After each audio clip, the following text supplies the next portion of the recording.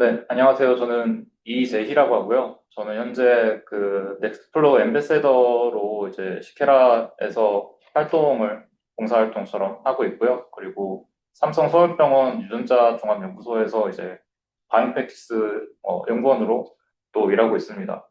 제가 오늘 이제 발표하는 내용은요. 첫 번째로는 이제 2026년에 넥스트플로우에서 어떠한 그런 개발 측면에서 어떤 코드 변경점들이 있나 그런 것들을 짧게 소개해 드리고요. 그 다음에 그러한 변화들이 이제 시케라의 어떤 업데이트와 또 맞물려 있는지 그런 점에서 이제 발표를 드리도록 하겠습니다.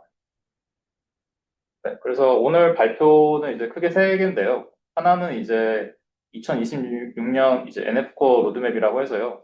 이거는 이제 넥스트플로우가 이제 올해에 계획하고 있는 그런 큰 것들, 그러니까 큰 것들을 이제 한번 보여드리고요. 그 다음에 그 로드맵에서 나오는 것 중에서 당장 이제 올해 4월부터 좀 강제되는 혹은 이제 조금 스탠다드하게 넥스트플로우 측에서 이제 밀고 가는 그러한 규칙들을 이제 말씀드릴 거고요. 그리고 마지막으로는 플러그인 레지스트리라고 이거는 이제 넥스트플로우가 그리고 시케라가 이제 어떠한 그런 넥스트플로우 생태계를 구축하려고 하는지에 대해서 이렇게 간단하게 말씀드리도록 하겠습니다.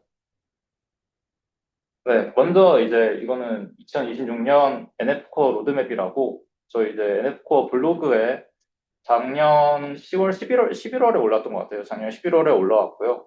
그래서 여기 보시면은 이제 2025년부터 뭐 2027년도까지 각 쿼터별로 뭐 이런 거 저런 거 이제 업데이트 하겠다 내용이 있는데, 보시면은 이제 제가 오늘, 여기 보시면 이제 5개가 있죠. 5개 항목 중에서 저는 이제 상위 맨 위에 2개 거가 이제 당장 이제 쿼터 2에서 이제 업데이트가 어느 정도 강제가 될 거라서 그 내용을 먼저 말씀드릴 거고요. 보시면은 이제 뭐 버전 토픽이라고 해서 그 뭐 버저닝 관련된 거, 이거는 멀티 QC 리포트 관련된 거거든요. 이거에 대해서 좀 규칙을 이제 하나로 정해서 뭐 밀고 가겠다 이런 게 있고요. 그리고 스틸트 신텍스라는 거는 이제 그 문법 관련된 건데 그 이제 좀 그루비 문법에서 탈출하겠다는 거거든요. 그래서 그런 것들을 이제 말씀드릴 거고요. 나머지 세 개는 이제 저거는 이제 아직은 이렇게 넥스트플로우 버전 내에서 그렇게 뭐 강제된 내용은 아니라서 오늘은 좀 생략할까 하고요. 참고로 지금 넥스트플로우 버전이 2025 10입니다. 근데 저기서 말하는 것들은 아마 이제 2026 공사 버전부터 아마 위에 2가지 내용은 좀 적용이 될 것 같아요. 그래서 이것들을 이제 지금부터 저 2개, 첫 번째로는 버전 토픽 인 모듈스라는 내용을 이제 소개를 드리고, 그리고 두 번째는 스틸트 신텍스가 또 뭔지 이거를 또 설명을 드릴 거고요. 만약에 좀 더 궁금하시면 아래 주소에 있는 저 NF코 블로그에서 조금 더 길게 설명이 돼 있으니까요. 그것도 보면 좋을 것 같고, 또 앞으로도 또 NF코 블로그에도 항상 그런 메인 업데이트 같은 것들, 그런 것들 이제 영어긴 하지만 올라오거든요. 그런 내용도 참고하시면 또 좋을 것 같습니다. 네. 그래서 이제 첫 번째는 토픽 버전이라는 게 이제 규칙으로 어느 정도 이제 그 스탠다드한 규칙으로 이제 정해졌는데요. 기존에는 이제 블로그 소개글을 보면요. 이제 say goodbye to writing a 버전 저 YAML 파일 저거 이제 버전 YAML 파일을 적지 말라고 하는데, 먼저 버전 이게 뭐냐면요. 이게 멀티 QC 레포트를 나중에 만들 때 거기에 각 툴에 어느 버전인지가 적히는 파트입니다. 근데 이게 이제 중요한 이유는요. 나중에 만약에 저희가 워크플로우를 실행을 했는데, 파이프라인을 실행을 했는데, 이거를 재현하고 싶다. 혹은 뭐 어느 툴이 어느 버전이 썼는지 알고 싶다. 그게 멀티 QC 레포트에 적히게 되는데, 이거를 각 그 이제 메인 그 NF 저 파일 아래에다가 버전스 하고 이게 막 버전 점하고 믹스하고 이렇게 직접 사람이 수동으로 다 적어준 다음에 이거를 나중에 이제 가장 상위 메인에다가 다시 쏴주는, 네, 그런 식으로 했어요. 그러니까 각 그 서브 워크플로우마다 버전을 적도록 이제 명시를 해주고 나중에는 그걸 또 통합하고 이런 식의 과정을 무조건 다 통합을 해야지 멀티QC 리포트에 적혔는데 이게 이제 프로젝트가 커지면 커질수록 파이프라인이 커지면 커질수록 이게 큰 노동이 되는 거죠. 근데 이거를 이제 토픽 기능으로 대체하겠다는 거거든요. 토픽 기능은 예전부터 있던 넥스트플로우 기능인데 저는 이걸 그냥 일종의 메모장 같은 거라고 알고 있거든요. 근데 여기 토픽에다가 버전스라는 이름으로 하나의 그 메모장을 만들고 거기다가 그냥 버전을 쏘라는 거죠. 지금 여기 제가 사진에 올린 거는 이제 static인데 이거는 아직 그 예전 버전인 방법을 그대로 따라가고 있어요. 그래서 이건 토픽은 아직 안 쓰고 있죠. 근데 이거를 이제 앞으로는 이런 식으로 그냥 프로세스에다가 이제 끝에다가 토픽하고 버전에다가 그냥 다 갖다 붙여라. 다 갖다 붙이고 이거를 이제 나중에 멀티캐시 리포트에 이제 잘 적힌다는 내용이죠. 이게 이거를 이제 어떻게 보면은 하나의 그 스탠다드하게 가자고 하는 거군요. 가자고 하는 거고요. 이거가 보여주는 거는 이거 넥스트플로어에서 이런 식으로 이런 규칙들을 정해주는 게 최대한 사용자들의 편의를 좀 고려하고 또 이제 그런 코딩 노동도 이제 좀 줄이고 무엇보다 이제 저기 이제 아까 앞에 보여드린 것처럼 쌀에게다가 버전 이렇게 뭐 이렇게 양을 적어놓는 것 자체를 이제 좀 나중에는 다 지우도록 하지 않을까 싶기도 해요. 이걸 이제 그런 스탠다드하게 따라가는 거니까. 그렇습니다. 이러한 업데이트가 이제 4월부터는 이런 토픽 채널 버전스를 쓰는 거를 기준으로 한다는 거를 이제 아셔야 될 것 같고요.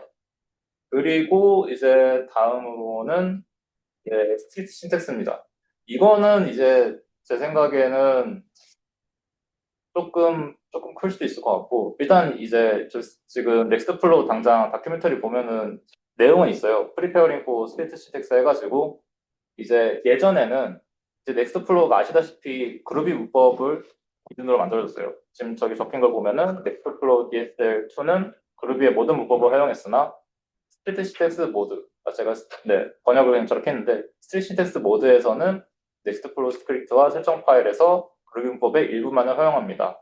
그리고 아래 보시면 이 새로운 모드는 더 구체적인 오류 보고를 가능하게 하고 코드 일관성을 보장하고 이제 향후에 넥스트플로러가 그루비언을 개별적으로 발전할 수 있는 기반이 될 것입니다. 이게 이제 의미하는 게 뭐냐면요. 이제 넥스트플로러가 기존에는 그루비 문법을 그냥 다 따라갔어요. 그루비 문법대로 하면 됐어요. 근데 이제는 그 앞으로는 그루비 문법을 전부 다 허용하지 않겠다는 거예요. 이게 그루비 문법에서 맞다고 해도 넥스트플로어가 아니라고 하는 파트가 나올 수 있다는 거예요. 그리고 그거를 지금은 이제 이게 혼용돼 있습니다. 그래서 정확히 말하면 저 이제 그림에 보시면은 이렇게 마우스가 네. 여기 익스포트하고 이제 작게 보이는데 이거 파서를 이거를 키면요. 이제 스트리트 시테스 모드가 켜지거든요. 이 모드가 켜지게 되면은 앞으로 향후에 그 넥스트플로어가 제안하는 문법대로 그 기준을 적용합니다. 그래서 뭐 이전 코드가 안 돌아갈 수 있어요. 네. 설명이 좀 이상한데. 그래서 이제 올해 4월부터는 이제 저 모드를 킨 게 어떻게 보면은 디폴트 값이 되거든요. 지금 그냥 바로 이제 보여드리려고 하는데 어떤 변화가 있냐? 이게 전체 화면 모드가 화면을 바꿔야겠네. 네. 화면을 이렇게 바뀌었나요? 네, 바뀌었죠. 잠시만요. 그래서 지금 제가 여기다가 하나를 적어놨거든요. 간단한 코드인데, 지금 여기서 중요하게 보실 부분은 지금 이 파트입니다. 이 파트거든요. 어, 먼저 그 신텍스 모드가 버전 1은 이전 버전이고요. 버전 2는 이제 앞으로의 버전이죠. 4월부터 버전이고요. 제가 당장 이거를 해보겠습니다. 당장 이거를 켜가지고 일단은 기존 모드, 그냥 저희가 여태까지 써왔던 넥스트플로어 모드예요. 그리고 잠깐만요. 코드를 보시면은 코드를 좀 보죠. 코드를 보시면은 이거를 지금 env하고 이거를 따옴표로 묶어놨거든요. 근데 이게 제가 알기로는 그루비 문법에서는 이거가 이게 허용이 네, 허용이 돼야 되는데 네. 지금 이거를 당장 런하고 레거시 하면은 음, 돌아가야죠. 네, 잘 돌아가고요. 그냥 돌아가죠. 근데 여기서 이거를 이제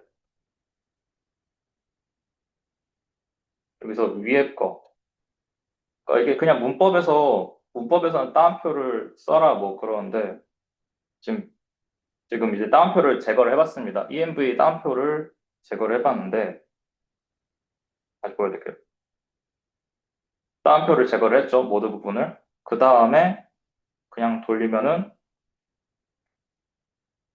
지금은 그냥 에러 안 뜨고 돌아가요. 그러니까 지금은 그루비 문법을 따라가도 되고요. 넥스트 플로우 전용 문법을 따라가도 됩니다.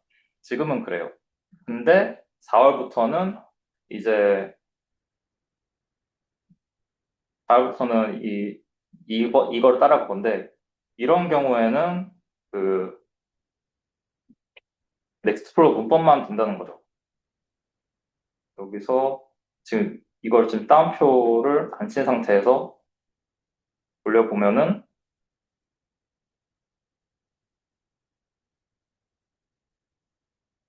이거 이제 에러가 납니다. 그러니까 이거는 왜냐하면은 이거는 그루비 문법에서는 되지만 넥스트 플로우 문법에서는 허용하지 않겠다는 그런 거예요. 그 말은 여기서 이제 이거를 아이고 따옴표를 치면은 이건 이제 새로운 넥스트 플로우 문법이죠. env 다음에는 무조건 따옴표를 치라. 이게 새로운 넥스트 플로우 문법인 겁니다. 이러면은 이거는 또 돌아가도록 세팅이 되었습니다. 그래서 지금은 이제 뭐가 신텍스 뭐가 새로운 넥스트 플로우 문법인가 궁금하면은 이거 익스포트 하고 테스트 하시면 되고요. 근데 중요한 건 4월부터는 이제 예를 들어서 env에 따옴표 안 치면은 안 돌아간다 뭐 이런 거죠. 근데 이런 문법들이 몇 개가 더 있는 걸로 알고 있는데 제가 리스트에서 저도 한 사실 5개밖에 다섯 개 정도밖에 못 봐가지고 좀 더 봐야 될 것 같긴 하고요. 근데 이러한 변경점이 앞으로 있을 것이다. 그리고 이게 의미하는 게 뭐냐면은 넥스트 플로어가 이제 그루비 문법에서 의존하지 않고 좀 더 자기들만의 좀 시스템적으로 규칙을 좀 강요하겠다라는 거예요. 이거 좀 그냥 제가 주관적으로 느끼기에는 좀 더 독자적인 그런 언어로 이제 좀 발전하려는 바이오 프랙티스를 위한 좀 그런 게 좀 느껴지고요.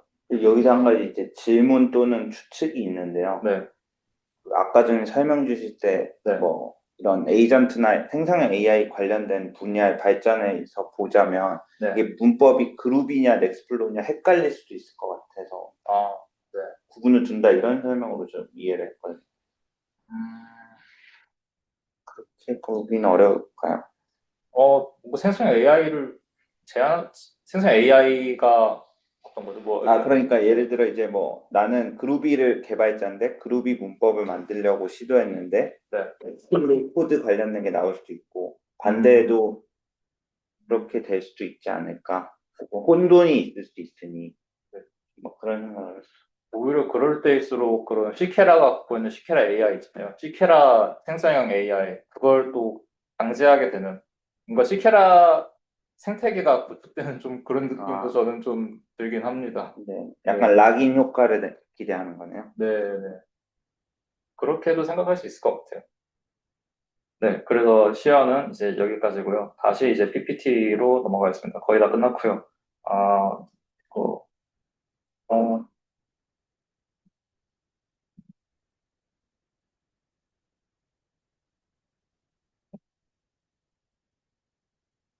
아이고, 네, 시연했고요. 다음은 이제 파이프라인 업데이트 말고 그냥 시케라 업데이트랑 비슷한 건데, 넥스트 플로우가 플러그인을 여러 가지를 쓰죠. 뭐 AWS 플러그인을 쓰고 여러 가지를 쓰고 그러는데 그게 기존에는 사실 넥스트플로우 안에 제이슨 파일이 하나 있거든요. 거기서 플러그인을 전부 리스트업이 쫙 돼 있고 거기서 불러오는 식으로 했어요. 제가 한번 열어봤는데 거의 한 4천 줄 되더라고요. 플러그인 관련된 내용. 근데 그거를 이제 그거를 이제 안 쓰겠다고 선언을 했고요. 대신에 플러그인 레지스트리라는 사이트에서 API를 불러오는 방식으로 시스템을 바꿨다라고 얘기를 했어요. 이거는 지금 현재 그렇게 돌아가고 있고요. 제가 알기로 2025 10 버전부터 돌아가고 있고요. 이게 뭐 사실 개발하는 입장에서는 달라진 거는 없다고 보셔도 돼요. 뭐 코드 자체에서 뭐 크게 바뀐 건 없고 대신에 이제 시케라가 어느 정도 이제 넥스트플로우 그 코드를 좀 가볍게 하려고 하는 것도 있고 그리고 이제 플러그인을 이제 돌아다니면서 내가 원하는 플러그인을 좀 더 손쉽게 좀 브라우징도 할 수 있고요. 네, 궁금하시면 저 사이트 뭐 들어가 보시는 것도 좋고 그리고 잠깐만 하나를 더 하려고 그랬는데 네 맞다. 그리고 이것도 있습니다.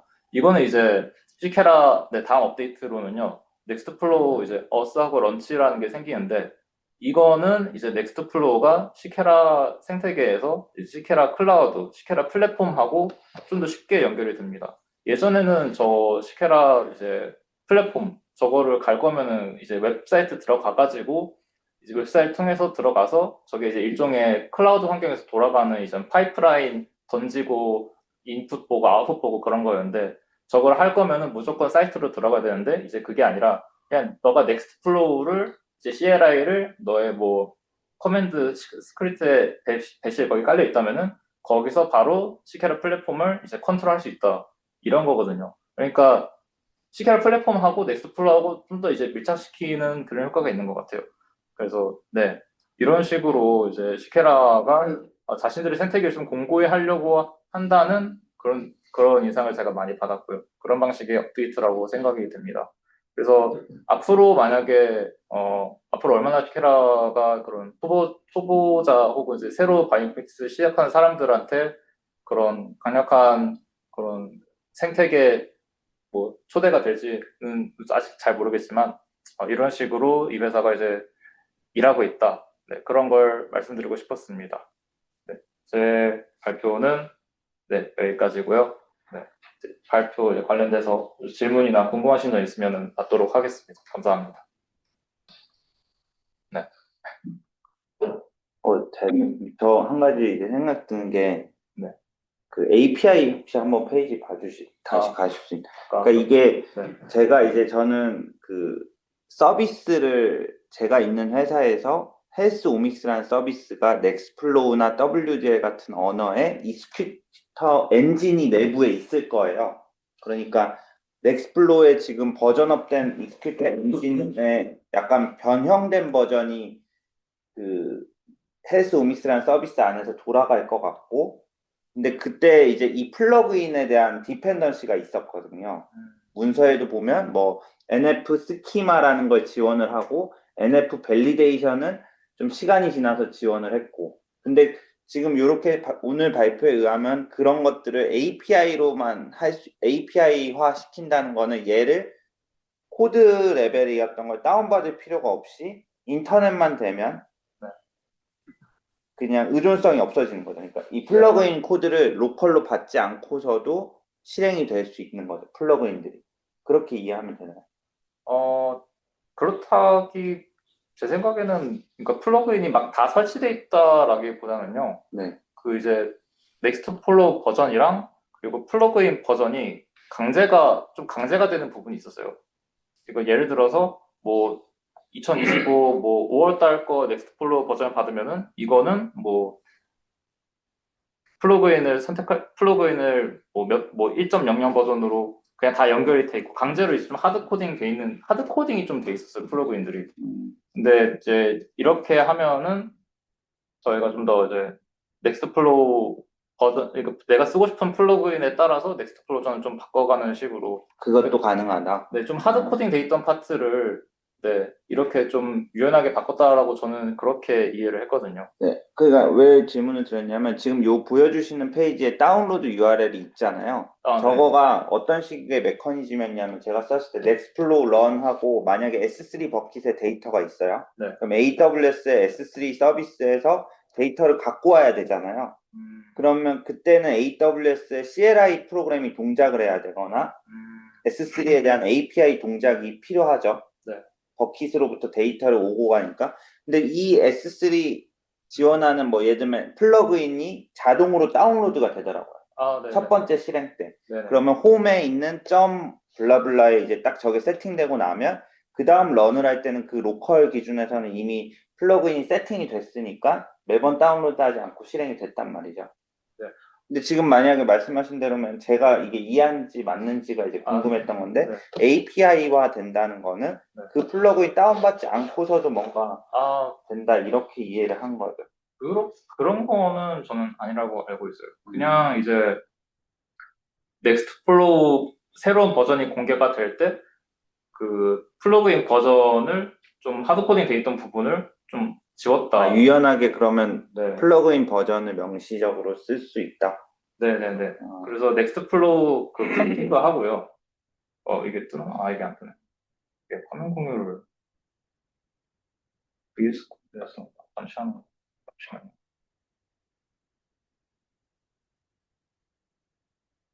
네. 아까 그건데, 내가 껐나요? 아, 아니. 그러니까 뭐, 여기 플러그인에다가 뭐 몇 점 몇 버전 뭐 그런 식으로 그냥 쓰면은 그냥 알아서 이제 알아서 다운받고 좀 그런 식으로 돌아가는 건 뭐 옛날하고 네. 똑같고요. 네네. 이거 아예 안 쓰면은, 버전 안 쓰면 그냥 최신 버전 받고, 네, 그렇게 돌아가는 상황이고요. 그 개발하는 입장에서는 사실 그렇게 크게 큰 변화는 아니라고 저는 느껴요. 그 옛날하고 바뀐 건 없지만, 다만 이제 시케라 측에서 그렇게 좀 더 코드를 좀 최신화, 모던화 하려고 한다. 왜냐하면은, 제 생각에는 그 제이슨 파일이 얼마나 커는지 한번 보시는 것도 좋을 것 같긴 한데, 아, 인,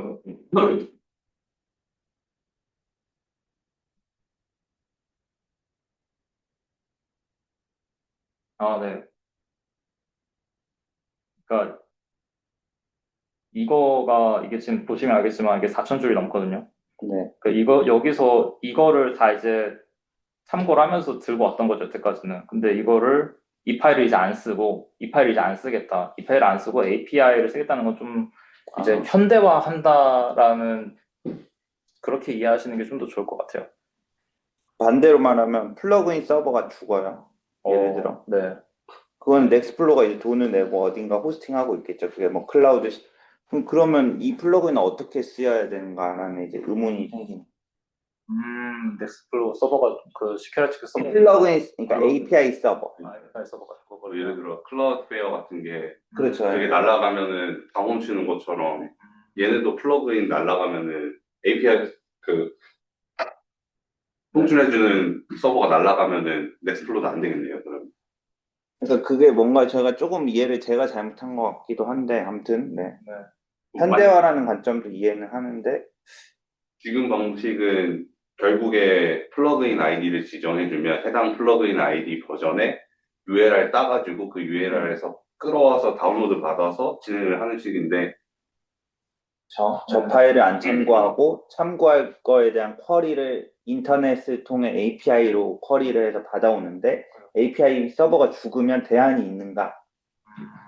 라는 게 좀 의문이 조금 생겼어요. 기존 방식은 그거에 뭐 그렇게 보면 또 같을 수 있겠네. GitHub이 만약에 GitHub에 이 파일이 없으면 안 된다는 거잖아요. 지금은. 예. 지금 방식은. 그죠. 네.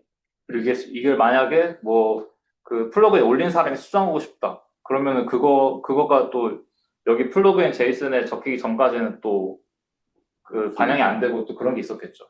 그래서 이제 레지스트리로 운영하겠다. 그리고 네. 그 아마 레지스트리 서버는 소위 말해 레질리언스, 그러니까 재복구가 가능한 어떤 이제 클라우드든 이런 환경이 잘 돼 있겠죠. 이거에 비하면. 네, 이거는 GitHub의 네, 의존성이 있고 이거는 좀 파일. 제이슨 파일이 아니라 이제 API를 통해서 유연하게 네, 근데 그 API 서버가 어쨌든 복원력 있게 설계됐다 이러면 이제 말이 되는 거다.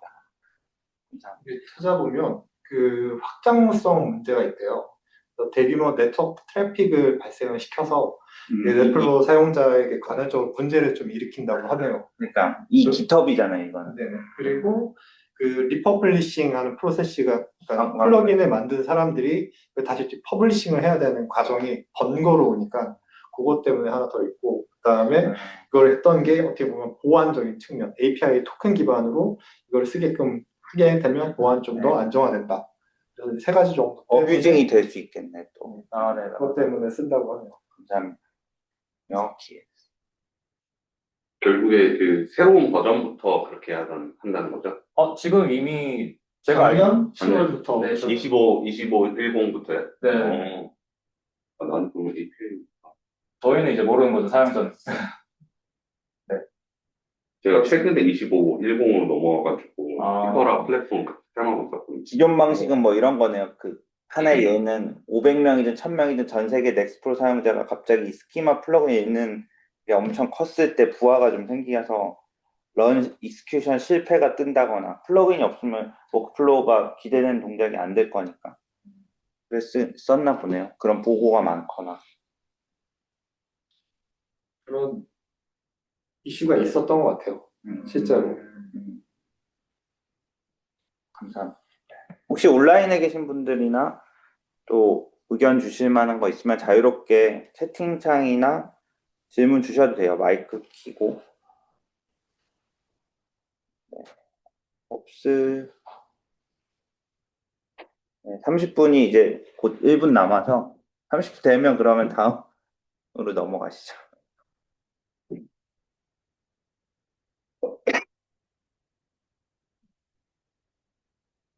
뭐랄까 그룹이 관련된 좀 약간 탈피 아닌 탈피를 하려고 했던 거는 보니까 좀 더 생물 정보학 했던 분들이 그룹이 문법이 너무 생소하다 보니까 또는 R이나 파이썬에 의존적이었던 거에 비해 너무 이게 또 유연성이 큰가 봐요. 그룹이라는 언어가 디버깅하거나 약간의 그런 트래킹하는 데 이슈가 좀 있다 보니까 그런 걸 좀 명확하게 하기 위해서 아까 얘기했던 것처럼 뭐 그런 형태로 명시적인 형태로 부여하기 좀 그런 부분을 좀 개선한 것 같아요. 큰 이유 중에 하나는. 제가 맨날 헷갈렸던 게 처음 배울 때 프린트 ln을 써야 되는지 .lt를 써야 되는지 그 자바에서 파생된 그루비의 문법. 맞아. 이거 R을 처음에 할 때 지금 뭐 타이니보이스라고 하는 어떤 패키지 기반으로 좀 더 명시적인 형태로 사용할 수 있잖아요. 되게 쉽게 명령 자체가 주는 어떤 가독성이 있는 것처럼. 근데 지금 그루비 문법 자체도 같은 결과를 찍어주는 것 같은데 언제는 이걸 쓰고 언제는 저걸 쓰는지 잘 모르겠잖아요. 그런 거 형태를 좀 정리해주는 느낌이 있지 않을까? 라는 생각이 좀 들어요. 네, 안녕하세요. 저는 인실리코젠에서 데이터 분석 주로 하고 있는 박소희라고 합니다. 오늘 발표 주제는 NF코어의 Drug Responsible이라는 파이프라인을 소개하려고 준비를 해보았고요. 뭔가 NF코어 연작 시리즈처럼 이제 되어가고 있는데 발표 앞서서 말씀드리자면 일단 Drug Repurposing이라는 주제가 제 개인적으로 좀 관심이 있어 하는 주제라서 연구하고 정리를 했는 거라서 이번 세션에서는 뭔가 딥하게 어떻게 하면 모델 성능 개선할지 이런 내용은 없으니까 감안하시고 들어주시면 감사하도록 하겠습니다. 네, 순서는 드러그 리퍼포징을 위한 약물 반응 예측 개요, 그리고 데이터에 대한 소개, 그리고 예측 모델에 대한 소개, 평가 방식 및 검증 활용, 그리고 네 번째로는 드러그 이발이라는 파이썬 패키지이자 그리고 NF코어의 파이프라인을 활용한 모델 평가 실행 및 결과 해석 순으로 준비를 해보았습니다. 먼저 드러그 리퍼포징이라고 한다면 새로운 질병에서 약물 반응을 예측하는 것에서 이제 시작을 하는데요.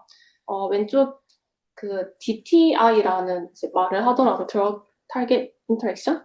그래서 머신러닝 기반으로 또는 이제 CNN이나 GNN 아니면 이제 모든 모델을 다 통합해서 분석을 할 수 있는 뭐 딥러닝 모델도 되게 여러 가지 논문 출판이 되어 있던데, 뭐 머신러닝을 예로 들자면 단백질 서열로부터 뭔가 피처를 추출하고 그리고 분자 구조에서 핑거프린트를 생성한 이 두 가지 데이터를 가지고 그다음에 컨캐트네이션을 하고 피처를 셀렉션한 후 다차원이다 보니 PCA 기반으로 뭔가 로테이션 포레스트 학습을 하거나 이런 식으로 예측을 한 후 어떤 약물이 어떤 이제 프로테인이나 분자 구조랑 연관성이 있는지 이렇게 찾아내는 것이 다수 있었습니다. 네, 다만 이 여러 가지 평가 방식이 있는데 모두 다 제각각입니다. 그래서 어떤 모델이 진짜 좋은지 알 수가 없습니다. 따라서 아래 이제 네 가지 상황에서 제대로 예측하는지 검증이 필요한데요. 하나씩 보자면 세포주도 알고 약물도 아는데 이런 조합의 반응은 어떠한가? 이 첫 번째 질문이 대부분의 이제 모델 예측의 연구 방식입니다. 두 번째는 한 번도 본 적이 없는 새로운 세포주 약물 반응은 어떠한가? 그리고 한 번도 본 적이 없는 약물에서 이 암종에서 이 약물 효과가 있는가? 한 번도 본 적이 없는 신약의 효과는 어떠한가? 이 네 가지 단계에 다 알맞게 예측 모델이 성능이 좋아야 하는데 이제 아래로 내려갈수록 예측 모델이 성능이 떨어지는 이런 경향성을 보이기 때문에 이 각각의 스텝에 대해서 정량적인 평가가 이루어져야 합니다.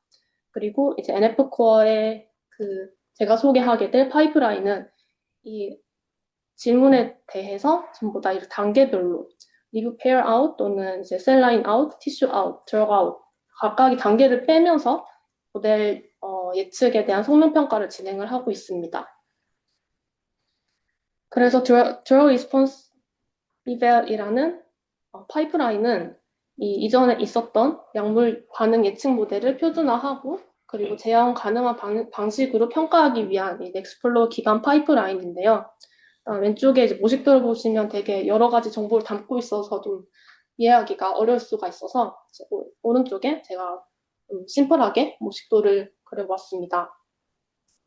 데이터에 대한 전처리, 그리고 CV 스플릿, 모델 학습, 하이퍼 파라미터 튜닝, 예측, 검증, 평가, 추가 테스트, 그리고 결과 통합 및 시각화 이 단계로 진행을 하게 되는데요. 이 해당 파이프라인을 활용하게 된다면 예측 모델 평가의 통계적 타당성 및 생물학적 의미를 보장을 할 수가 있고 이 파이프라인 자체에서도 되게 다양한 모델을 지원을 하고 있습니다. 그리고 파라미터 튜닝도 이 파이프라인 자체에서 할 수가 있기 때문에 일관적이게 세팅을 할 수 있다는 장점을 가지고 있었습니다. 이 모델을 학습을 하고 성능 평가를 하기 전에 이 약물 반응 데이터를 처음 보시는 분들도 있을 것 같아서 어떤 데이터가 입력으로 들어가는지 그리고 어떤 모델로 예측을 하게 되는지에 대해서 간략하게 소개를 드리도록 하겠습니다. 일단 약물 반응 데이터라고 한다면 이 약물이 암세포를 얼마나 잘 죽이는가가 데이터의 본질인데요. 이제 특정 약물을 어떤 암세포에 투여했을 때 세포가 얼마나 죽는지를 측정한 이제 실험 데이터입니다. 그래서 이제 왼쪽에 표를 보시면 이 약물 반응 데이터에는 이렇게 5가지 구성 요소로 이루어져 있는데 암세포주를 식별하는 식별자, 그리고 약물에 대한 식별자, 약물 반응 측정값, 그리고 세포주에 대한 특성. 이 세포주에 대한 특성 안에는 이제 유전자 발현값이나 돌연변이, 뭐 기타 등등의 데이터가 들어 있습니다. 그리고 드럭 피처라는 약물에 대한 특성, 분자 구조나 핑거프린트라는 데이터가 들어가는데 이 5번 데이터가 데이터가 좀 많이 크더라고요. 참고로 알고 계시면 좋을 것 같고 이런 데이터를 어떻게 생성하는지에 대해서 이제 간략히 말씀드리면 예를 들어서 MCF7이라는 유방암 세포가 파클리탁셀이라는 약물을 농도별로 투여했을 때 이 세포가 얼만큼 살아있냐 죽었느냐를 아래쪽에 있는 이런 그래프로 설명을 할 수가 있는데 여기서 이제 사멸 농도 IC50이나 아니면 AUC, EC50과 같은 이런 측정 지표에 따라서 데이터가 이제 저장이 수집이 되게 됩니다. 이 약물 반응 측정 값은 제가 캠블 기준으로 보니까 뭐 한 3,000개 이상의 측정 값이 있던데 일단 대표적으로는 이런 이제 4가지 값이 있다고 합니다. 그래서 저희가 입력으로 하게 될 데이터는 최종적으로 이 약물 반응 데이터 그리고 세포주 특성 데이터, 약물 특성 데이터 이렇게 3가지가 입력 값으로 들어가게 되고 약물 반응 데이터에 보시면 이제 셀라인 그리고 드러그 아이디, 약물 측정 데이터가 이제 쭉 들어가게 됩니다. 그리고 세포주 특성 같은 경우에는 각 셀마다 어떤 특성을 가지고 있는지 저장이 되게 되고, 약물 특성 데이터 같은 경우는 이 하나의 약물에 대한 핑거프린트, 화물 구조식을 변환한 이제 핑거프린트가, 그리고 몰레큘러 웨이트나 타겟에 대한 값, 그리고 기타 등등이 이제 포함이 되게 됩니다.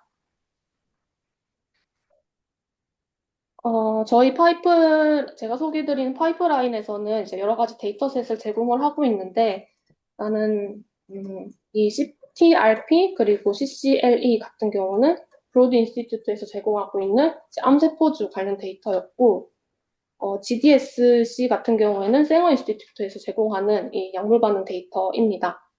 그리고 BIT-AML은 특정 백혈병 환자 대상으로 이 스크리닝한 결과가 들어있고, 네, 기타 등등의 데이터를 제공을 하고 있었습니다.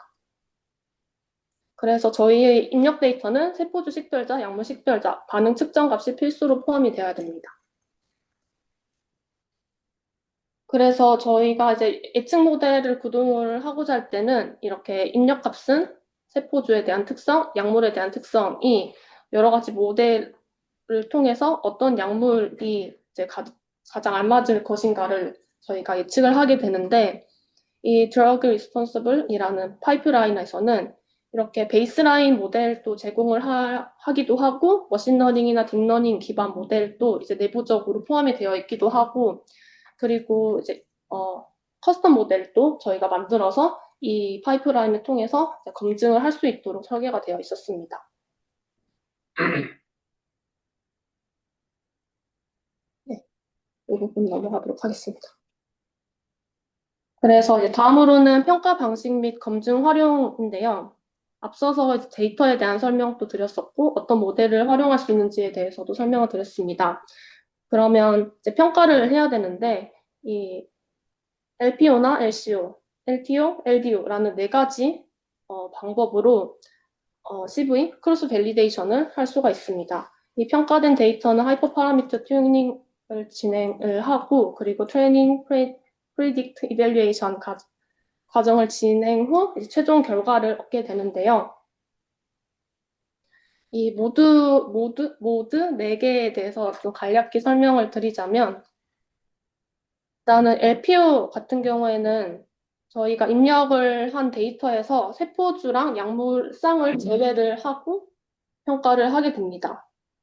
왼쪽에 보시면, 아래쪽에서 왼쪽에 보시면 이게 하나의 행이 약물이고, 그리고 열이 셀라인인데요. LPO 모드를 할 경우에는 이 랜덤하게 이 값을 제거를 하고 이제 평가를 진행하게 됩니다. 그리고 LCO 같은 경우에는 랜덤한 세포주를 제외하는 방식으로 평가를 진행하는데, 이 두 번째 그림을 보시면 이 셀 라인 하나에 대해서 이제 개별 셀 라인에 대해서 이제 제거를 하고 모델 평가를 진행하고요. 그리고 LTO 같은 경우에는 이 셀 라인 여러 개, 다시 말하면 조직을 제외하는 방식으로 이제 모델 평가를 진행하는데, 이 LTO 방식이 새로운 조직 유형에서 반응을 예측을 하기 때문에 이 드러그 리퍼포징 시나리오를 따른다고 합니다. 그리고 네 번째로는 이제 약물을 제외하는 방식으로 평가가 진행되는데, 이제 가장 오른쪽에 있는 이 그림을 보시면 이 하나의 행, 드러그에 대한 정보를 제거를 함으로써 이제 모델 평가가 진행이 되게 되고, 그리고 LDO로 갈수록, 아래쪽 모드로 갈수록 좀 더 평가가 어려워지고, 가장 아래쪽을 이제 통과하게 된다면 뭔가 신규 약물 반응을 예측을 할 수 있다라는 점 알려드리고 싶었습니다. 네. 그래서 이제 드러그 리스폰서블이라는 파이프라인을 통해서 만약에 LTO나 LDO를 통과를 한다면 이제 약물 재배치를 할 수 있도록 판단하는 이제 지표가 되지 않을까 싶습니다. 네, 이제 두 가지 방식으로 이제 결과가 나올 수 있게 되는데, 일단 성능 평가 지표는 대부분 아시겠지만 이제 오차 기반으로 예측값이랑 그리고 실제 IC50 간의 뭔가 절대적 차이를 알 수가 있는 지표가 있고, 그리고 R스퀘어 같은 경우에는 데이터의 변동성을 설명하는 1에 가까울수록 좋은 지표이고, 그리고 상관관계에 대한 지표, 이렇게 총 5개의 성능평가 지표로 측정이 됩니다. 파이프라인 구동하고 나면 이렇게 히트맵이 하나 나오는데, 저희가 설정한 이 모델들에 대해서 성능평가에 대한 값들이 다 나오게 되고, 추가적인 검증은 뭐 랜더미제이션 테스트나 로버스트네스 테스트 이렇게 2가지 방법도 제공을 하고 있습니다. 그래서 이제 테스트를 한번 진행을 해봤고, 이제 모델 평가 실행을 한 내용과 그리고 어떻게 결과를 해석하면 되는지 말씀드리도록 하겠습니다. 넥스플로우 러닝 하는 방법은 작년에도 되게 많이 공유를 드렸어서 이제 쉬우실 것 같은데, 이제 런하고 드러그 리스폰시블이라는 파이프라인을 실행을 하는데, 이제 프로파일을 지정하고 그리고 러닝 아이디를 이제 설정을 하게 됩니다. 테스트 모드는 제가 이게 4가지를 한 번에 진행이 되는 줄 알았는데, 이게 하나만 설정을 하고 하나 진행하고 그 다음 거를 해야 되는 특징을 가지고 있었고, 모델도 내가 이제 측정하고자 하는 모델을 설정을 합니다. 베이스라인과 데이터셋을 설정을 하고, 그리고 어디에 결과를 저장할 것인지로 스크립트를 실행하게 되면 이제 오른쪽처럼 어떻게 내가 어떤 옵션을 지정했는지에 대한 내용들이 출력이 되게 됩니다. 일단 트레이닝 여기에 나온 이제 토이셋으로 진행을 했을 때 한 30분 정도 시간이 걸렸었고, 로컬 CPU에서 돌렸습니다. 네, 한 번 다 쭉 실행을 하게 되면 다음과 같은 결과가 나오게 됩니다. 일단 저는 LCU에 대해서 측정을 했기 때문에 이 LCU 디렉토리 안에 각 모델에 대한 수치값들이 들어가 있게 되고, 제 리포트에 HTML 파일이 주로 이제 여러분들이 보면 될 결과 파일입니다. 네. 그럼 바이올린 플랫이나 아니면 스캐터 플랫, 그리고 히트맵 등과 같은 리그레이션 플랫도 포함한 여러 가지 결과 값들을 확인할 수가 있고요. 그리고 또 확인하시면 좋을 엑셀 파일 같은 경우에는 이제 다음과 같이 3가지 파일이 있습니다. 전체 성능 지표에 대한 요약 파일도 제공을 해주고, 그리고 세포 주별 세 성능, 그리고 개별 예측 값에 대한 이런 결과 파일도 있습니다. 아래쪽에 보시면 제가 개별 예측 값에 대한 결과 파일을 일단 보여드리고 있는데, 이 화합물에 대한 ID 값도 있고, 그리고 세포주에 대한 이름, 그리고 Y2라고 하면 실제 약물 반응값, 그리고 Y프레드라고 하면 모델에 대한 예측값, 그리고 어떤 모델을 사용을 했는지, 그리고 테스트 모드는 평가 모드는 어떤 건지에 대한 정보들이 다 하나의 파일로 제공을 하고 있습니다.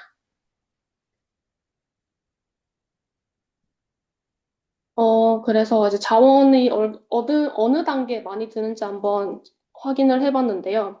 제가 테스트한 파일은 토이 데이터에다가 베이스라인 모델, 그리고 투폴드 CV, 그리고 LCO 단일 모드로 해서 4개의 잡으로 구성이 되어 있을 때 저희 이제 로컬 CPU 기준으로 한 30분 정도 걸렸습니다. 이때 CPU 사용량이 급격하게 많아진 스텝은 그 CV CV를 할 때 가장 많이 이제 소모가 되는 것을 확인을 했고요. 만약에 여러분들이 실제 운영을 하려고 한다면 전체 데이터를 활용을 할 수도 있고, 나이브 모델이 아닌 딥러닝 모델을 포함할 수도 있고, 폴드 CV 값도 이제 업 시킬 수도 있고, 평가 모드도 이제 4개 다 돌리고 싶으실 수가 있는데, 이때는 이제 메모리도 이제 충분히 있어야 되고, 그리고 딥러닝 모델을 사용한다면 GPU도 세팅을 해야 되고, 그리고 실험 규모가 이제 크게 잡는다면 이제 분산 컴퓨팅도 이제 작업을 해야 된다라는 말씀 드리고 싶었습니다.